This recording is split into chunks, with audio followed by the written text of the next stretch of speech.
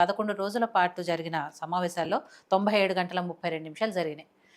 ఎంతవరకు మీకు అవుట్‌పుట్ అంటే ఏమనిపిస్తుంది? ప్రజలకు ఉపయోగపడే విధంగా ఎంతవరకు ఉందనుకుంటున్నారు? అందరికీ నమస్కారం అండి. నిజంగా ఇంతకుముందుకు అన్న చెప్పినట్టు ఈ 11 రోజుల తెలంగాణ అసెంబ్లీలో మొత్తం కూడా వీళ్ళు అరచేతిలో ప్రజలకు స్వర్గం చూపించారు అన్నట్టే కనబడతా ఉంది.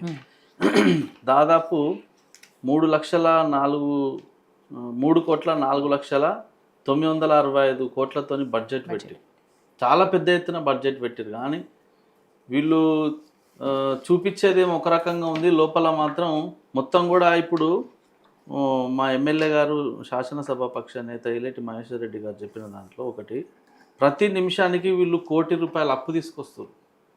తెలంగాణ రాష్ట్రాన్ని నడపాలంటే ప్రతి నిమిషానికి ₹1,00,00,000 అప్పు తీసుకురావాల్సినటువంటి పరిస్థితి ఈరోజు తెలంగాణ రాష్ట్రంలో ఉంది. వీళ్ళు ఎక్కడ కూడా ప్రజల సమస్యల మీద బడ్జెట్ సమావేశాలు జరగలేదు. 11 రోజుల్లో మొత్తం కూడా డబ్బా కొట్టుకోవడం కోసం మాత్రమే వాళ్ళు ప్రభుత్వంలో బడ్జెట్ సమావేశాలు నడిపినట్టుంది తప్ప ప్రజల సమస్యల మీద పూర్తి స్థాయిలో ఎక్కడ కూడా లోతైనటువంటి చర్చ జరగలేదు. అటు విద్య కానీ, ఇటు వైద్యం మీద కానీ, తర్వాత రైతుల మీద కానీ, తర్వాత నిరుద్యోగ సమస్య మీద కానీ, తెలంగాణ ఉద్యమకారుల విషయంలో కానీ ఎక్కడ కూడా లోతైన చర్చ ఎక్కడా జరగలేదు. ఇది ప్రజలంతా కూడా చూసిరు. ఎందుకంటే ఈరోజు మేడం విద్య వెంటిలేటర్ మీద ఉంది మన తెలంగాణ రాష్ట్రంలో. ఎందుకంటే చాలా ప్రైవేటు పాఠశాలలు పుట్టగొడుగుల్లా పుట్టుకొస్తున్నాయి. ప్రభుత్వ పాఠశాలలు నడపలేనటువంటి పరిస్థితి ఉంది. కాబట్టి వీళ్లకు విద్య పట్ల ప్రభుత్వానికి ఎక్కడ కూడా అసలు చిత్తశుద్ధి లేనటువంటి పరిస్థితి ఉంది. ఈరోజు 11,000 ప్రైవేట్ పాఠశాలల్లో 31 లక్షల మంది చదువుతూ ఉంటే 29,500 ప్రభుత్వ పాఠశాలలో కేవలం చదువుతున్నది 19 లక్షల మంది. దీని గురించి అడిగితే విద్యాశాఖ మంత్రి లేడు, దాని గురించి మాట్లాడేటువంటి పరిస్థితి కూడా ఈ సందర్భంలో లేదు. వీళ్ళు చెప్తున్నారు మేము 97 గంటల 32 నిమిషాలు నడిపినాం, చాలా ప్రశ్నలకు సమాధానాలు చెప్పినాం, ఏంది మన బీజేపీ, టీఆర్ఎస్, మిగతా అన్ని పార్టీలకు కూడా అవకాశాలు ఇచ్చినాం మాట్లాడడానికి అని చెప్తున్నారు. కానీ ఈ సందర్భంగా మేము అడుగుతున్నాం, మీరు 12 బిల్లులు పెట్టి పాస్ అయినాయి అని చెప్పేసి అసెంబ్లీలో చెప్పారు. 12 బిల్లులకు దాంట్లో ముఖ్యమైనది బీసీ బిల్ అని పెట్టారు మేడం. దీని గురించి మనం చాలా డిస్కషన్ చేయాల్సినటువంటి అవసరం ఉన్నది. ఎందుకంటే వీళ్ళు కేవలం బీసీలకు సంబంధించి రిజర్వేషన్లు 22% నుంచి 42% పెంచుతున్నట్టు బిల్లును పెట్టి దాన్ని పాస్ చేసి కేంద్రానికి పంపుతున్నామని అన్నారు. కానీ ఇది పూర్తిగా అసంబద్ధమైనటువంటి చర్య. ఈరోజు రాష్ట్ర ప్రభుత్వానికి పూర్తి సర్వాధికారాలు ఉన్నాయి. వీళ్ళు బిల్లుని పాస్ చేయడమే కాదు, గవర్నర్కి పంపి గవర్నర్ గారితో సంతకం తీసుకున్న తర్వాత గెజిట్ నోటిఫికేషన్ ఇచ్చేస్తే ఆ రిజర్వేషన్లు పెంచినట్టు అవుతుంది. కానీ చిత్తశుద్ధి లేక బీసీల మీద వీళ్ళకు రిజర్వేషన్లు పెంచాలనేటువంటి ఆలోచన లేకుండా ఈరోజు కేవలం కాలయాపన చేయడానికి ఆ బిల్లును కేంద్రానికి పంపిస్తున్నాం అని చెప్పేసి చెప్తున్నారు. రెండోది, ఎస్సీ వర్గీకరణకు సంబంధించిన బిల్లు కూడా ఆమోదం పొందింది, బిల్లు పాస్ అయిందని చెప్పారు. మరి మన ప్రకటించినటువంటి గ్రూప్ 1, గ్రూప్ 2, గ్రూప్ 3, గ్రూప్ 4 ఫలితాలలో ఎక్కడ కూడా వాళ్ళకు వర్గీకరణకు సంబంధించి ఇవ్వలేదు కదా. అదే కదా మందకృష్ణ మాదిగ గారు సోమాజిగూడ ప్రెస్ క్లబ్లో ప్రెస్ మీట్ పెట్టి రిజర్వేషన్లు మీరు ఏడు అమలు చేశారా చూపియండి అంటే ప్రభుత్వం దగ్గర సమాధానం లేదు ఏది కూడా. సో ఇట్లా అనేక రకాలైనటువంటి విషయాలలో ఎక్కడ కూడా ప్రభుత్వము చిత్తశుద్ధితోని సమావేశాలు నడపలేదు, విపక్షాలకు కూడా సరైనటువంటి సమయాలు కేటాయించలేదు. ఇంకొకటి, అమరవీరుల కుటుంబాలకు సంబంధించి ఒక మండలిలో కొంతమంది సభ్యులు అనేక రకాలైనటువంటి ప్రశ్నలు లేవలెత్తారు. అయ్యా 11 సంవత్సరాలు అవుతుంది తెలంగాణ రాష్ట్రం ఏర్పాటయి, దాదాపు 1,200 అమరవీరుల కుటుంబాలు తెలంగాణ రాష్ట్రంలో వాళ్ళు చాలా బాధల్లో ఉన్నారు, ఇబ్బందుల్లో ఉన్నారు అని చెప్పేసి వాళ్ళ గురించి పట్టించుకొని మాట్లాడాల్సిన బాధ్యత ఉందని చెప్తే ప్రభుత్వం ఏం మాట్లాడలేదు. వాళ్ళకి సాయం చేయాలనేటువంటి సోయి కూడా ఈ ప్రభుత్వానికి లేదు. అదే కాదు, తెలంగాణ ఉద్యమకారుల విషయంలో కూడా అన్న ఈడ ఉన్నాడు, అన్నకు తెలుసు తెలంగాణ ఉద్యమకారుల బాధ ఏందో. ఎవరైతే వాళ్ళ కుటుంబాలను వదిలేసి వాళ్ళ ఉన్నతమైనటువంటి జీవితాలను మొత్తం కూడా వదిలేసి తెలంగాణ ఉద్యమంలో పనిచేసిరో, ఉద్యమకారులకు మీరు 250 గజాల స్థలాన్ని ఇస్తామని చెప్పారు, తర్వాత 25,000 రూపాయల పెన్షన్ ఇస్తామని చెప్పారు. కానీ దాని గురించి ఎక్కడ కూడా మాట్లాడలేదు, చర్చ లేదు. అంటే ఏమన్నట్టు, మీరు ఎందుకు పెట్టిరు బడ్జెట్ సమావేశాలు? ప్రజల సమస్యల మీద, ఉద్యమకారుల సమస్యల మీద, రైతుల సమస్యల మీద మాట్లాడిరా? మొన్నటికి మొన్న అకాల వర్షాలతోని అన్ని జిల్లాలలో పంట నష్టం జరిగింది. దాని మీద ఎక్కడన్నా పూర్తిగా మాట్లాడిరా?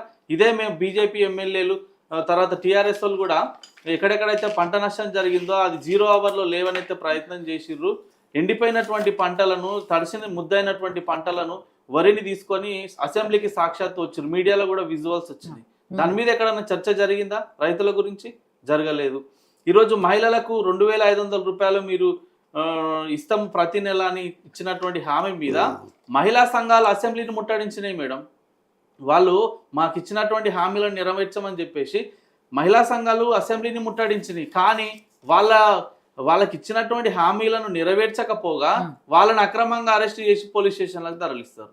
ఇదా అంటే మీరు స్కూటీ ఇస్తామన్న విద్యార్థులకు యువతకి ఇస్తామన్నటువంటి స్కూటీలు ఇయ్యరు, తులం బంగారం ఇయ్యరు, 2500 రూపాయలు ఇయ్యరు, ఇంకా ఏది ఇవ్వకుండా ఈరోజు మీరు 6 గ్యారంటీలను పక్కకు జరిపి 420 హామీలను పక్కకు జరిపి ఏమన్నా మాట్లాడితే ఏమంటారు వీళ్ళు?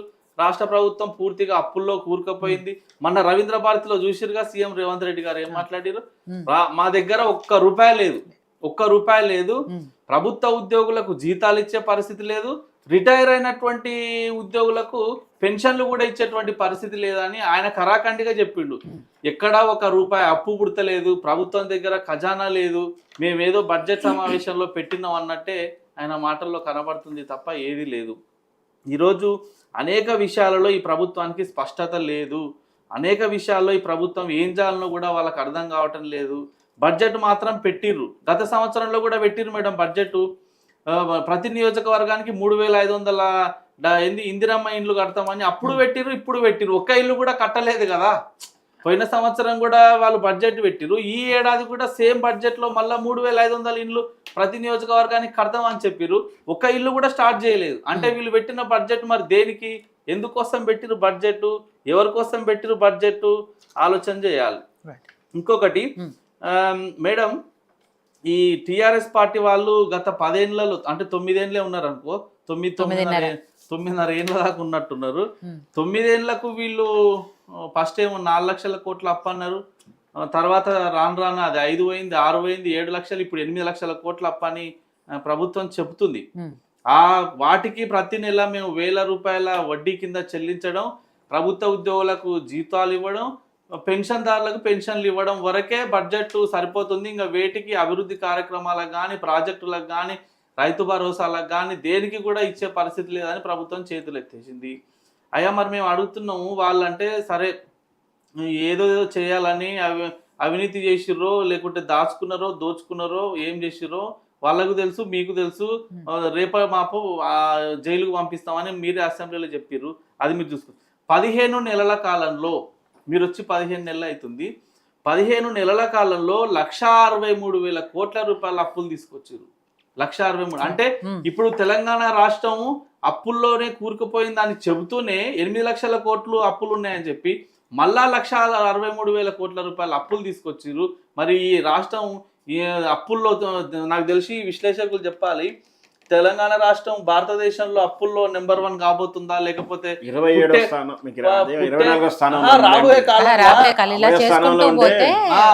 ఇంకోటి ప్రతి వ్యక్తి మీద మేడం ఈ రోజు దాదాపు నాకు తెలిసి బీజేపీ వస్తే మొత్తం రోడ్డు బడ్జెట్ మిగులు బడ్జెట్ ఉంటది. 2 లక్షల కేంద్రంలో వాళ్ళు పెట్టిన బడ్జెట్ ఉంది కదా. అదే మేడం, 6 ఏళ్లలో చేశారు. నేనేంటంటే అది అడిగితే పక్కకి వెళ్ళిపోతుందని నేను రాజుగారిని నేనేమంటున్నా మేడం, తెలంగాణ రాష్ట్రం అప్పుల్లో కూరుకుపోతుంది. పుట్టే ప్రతి బిడ్డ మీద కూడా ఇప్పుడు 2 లక్షల పైసలకు అప్పు ఉండబోతుంది. మరి ఇవన్నీ ఎవరు కట్టాలి, అప్పులు ఏందనేది ఒకసారి ప్రభుత్వం ఆలోచన చేసుకోవాలి. ఇప్పుడు అప్పుల గురించి చూస్తే కేంద్ర ప్రభుత్వం ఎంత అప్పు చేసింది, పుట్టబోయే ప్రతి బిడ్డ మీద కూడా ఎంత అప్పు ఉంది, ఇవన్నీ కూడా మాట్లాడుకోవాలి. బడ్జెట్ లో అసలు అసెంబ్లీ సమావేశాలు డైవర్ట్ చేయకుండా చూడండి.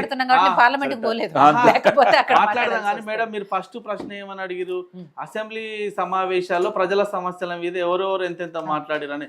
మరి ఇప్పుడు అసెంబ్లీ సమావేశాల్లో మీరు ఇచ్చిన 6 గ్యారంటీలు 420 హామీల మీద మాట్లాడాలి. కానీ వాళ్ళని మీరు రెచ్చగొట్టి నన్ను అప్పుడు లోపలేసిర్రు, నన్ను అప్పుడు జైల్లో పెట్టిర్రు, మేము కూడా నిన్ను జైల్లో పెడతామని వాళ్ళని రెచ్చగొట్టి సభ నుంచి మేము వాకౌట్ చేస్తున్నామని వాళ్ళు వెళ్ళిపోయి, లేకపోతే స్పీకర్ పోడియం దగ్గరకు పోయి పేపర్లు జింపేసి సభను మొత్తం గందరగోళానికి గురి చేసి ఇదా జరిగింది మొత్తం తంతు ఇదే కదా జరిగింది, చూసిరు కదా. ప్రజల సమస్యల మీద ఎక్కడన్నా లోతైన చర్చ నడిచింది? బీజేపీ ఏం అరే మాట్లాడింది మూసి ప్రజా ప్రక్షాళన సమస్యల మీద? మేడం, బీజేపీ ఏం మాట్లాడింది? నేను వీళ్ళే- ఆయన అడిగింది అదే వీళ్ళ- ఎంతమంది బీజేపీ వీళ్ళ ఎమ్మెల్యేలు ఏం ఎంతవరకు చేసిందండి? మాట్లాడారని మేడం అడిగింది. వీళ్ళ చిత్తశుద్ధి కేవలం ఒక చిన్న ఏలేటి example మహేశ్వర్ చెప్తాను. రెడ్డిని నెక్స్ట్ మాట్లాడండి. ఆహా, చిన్న ఈ ఎగ్జాంపుల్ మిత్రపక్షం చెప్పి కదండి. close చేస్తాం. అది. చిన్న ఎగ్జాంపుల్ చెప్పి క్లోజ్ చేస్తాం మేడం. వీళ్ళు మూసి ప్రక్షాళన కోసం ఫస్ట్ ఏమో ఒక మంత్రి మేము 50,000 కోట్లు పెట్టినాం అంటారు, ఇంకో మంత్రి లేచేమో మీరు అది 50,000 కోట్లు కాదు అంచనా వ్యయం పెరిగింది 71,000 కోట్లు అంటాడు. తర్వాత ఇంకొక ఆయన లేచి లేదు లేదు 1,50,000 కోట్ల రూపాయలు. వీళ్ళకే మంత్రులకే పొంతన లేదు, ఆర్థిక శాఖ మంత్రికి ముఖ్యమంత్రికి పొంతన లేదు.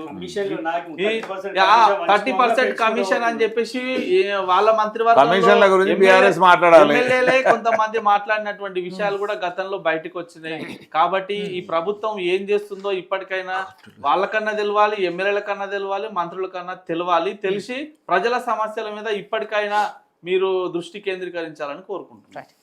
శ్రవణ్ కుమార్ గారు, అసెంబ్లీ అంటేనే ప్రజా సమస్యల మీద చర్చించుకోవటానికే అసెంబ్లీ సమావేశాలు ఉంటాయి, బడ్జెట్ పెడతారు. ఆ బడ్జెట్ మీద ఎంతవరకు గతంలో పెట్టిన బడ్జెట్ ఎంతవరకు సద్వినియోగం అయింది, మళ్ళీ కొత్తగా ఎంత బడ్జెట్ పెడుతున్నారు, ఇవన్నీ కూడా చర్చకు రావాల్సిన అసెంబ్లీలో ఏం జరుగుతుంది అనేది.